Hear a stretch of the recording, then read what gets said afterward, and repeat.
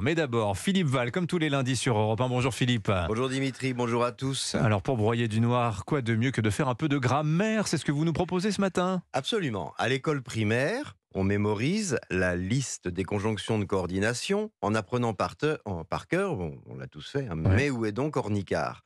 Ce petit moyen mnémotechnique, en plaçant en tête de liste la conjonction mais, lui confère la prééminence qu'elle mérite. Autant les ou, les or, les et, les car, les donc et les ni remplissent l'humble rôle de coordonner deux propositions en introduisant une légère nuance, autant le mais est une bombe qui, le plus souvent, réduit à néant la première partie de la phrase. Par exemple, je suis d'accord pour aider Dimitri à déménager son canapé. Merci Première Philippe. proposition qui soulage ma conscience. Mais j'ai un limbago. Deuxième proposition qui signifie que Dimitri, malgré ma serviabilité légendaire, va trimballer son canapé tout seul. J'ai un diable, je me débrouillerai. Jamais le mais n'a été autant d'actualité qu'aujourd'hui. Vous voulez dire que plus nous vivons de moments tragiques, Philippe, plus les mais fleurissent au milieu des déclarations? Oui, car c'est dans ces périodes que pullulent les usages pervers du mais, qui sont une manière hypocrite de dire égal. Ainsi, on a entendu « je réprouve la décapitation des bébés israéliens par le Hamas, mais la fondation d'un État juif en Palestine pose des problèmes qui n'ont jamais été résolus ». En d'autres termes, un conflit territorial, politique et religieux égale, donc légitime et justifie, un crime contre l'humanité, comme si précisément ce n'était pas le crime contre l'humanité qui empêchait toute résolution politique du conflit.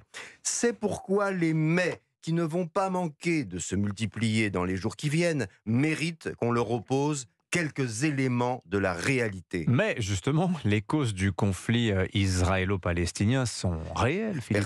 Personne ne le nie. Les Israéliens, pas moins que les Palestiniens. Mais l'agression du Hamas, comme l'assassinat du professeur de français à Arras, n'ont rien à voir avec le conflit israélo-palestinien, lequel n'en est que l'alibi grossier.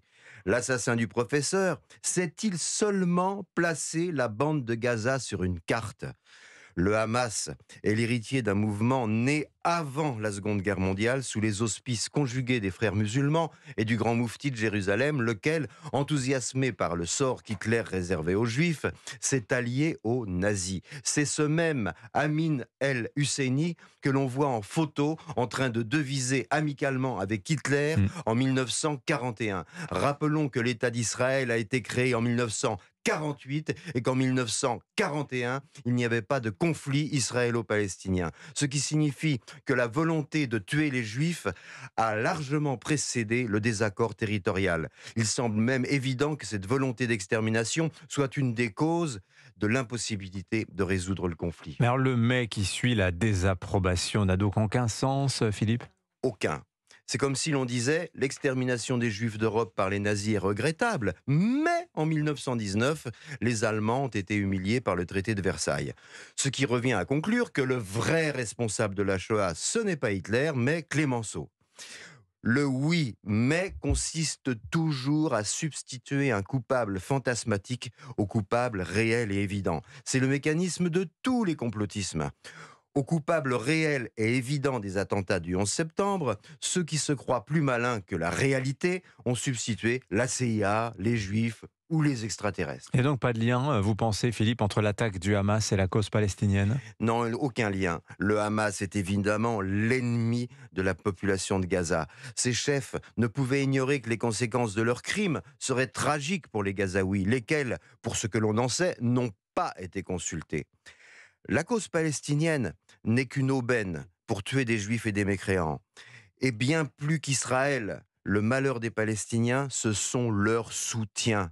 Si les mollahs iraniens, Daesh, Al-Qaïda, le Hamas, le Hezbollah et nos islamo-gauchistes avaient le moindre respect pour les Palestiniens, ils ne se serviraient pas d'eux pour ajouter un « mais » aux crimes contre l'humanité qu'ils commettent en leur nom. Signature Europe 1 du lundi. Philippe Val, merci beaucoup Philippe. À lundi prochain.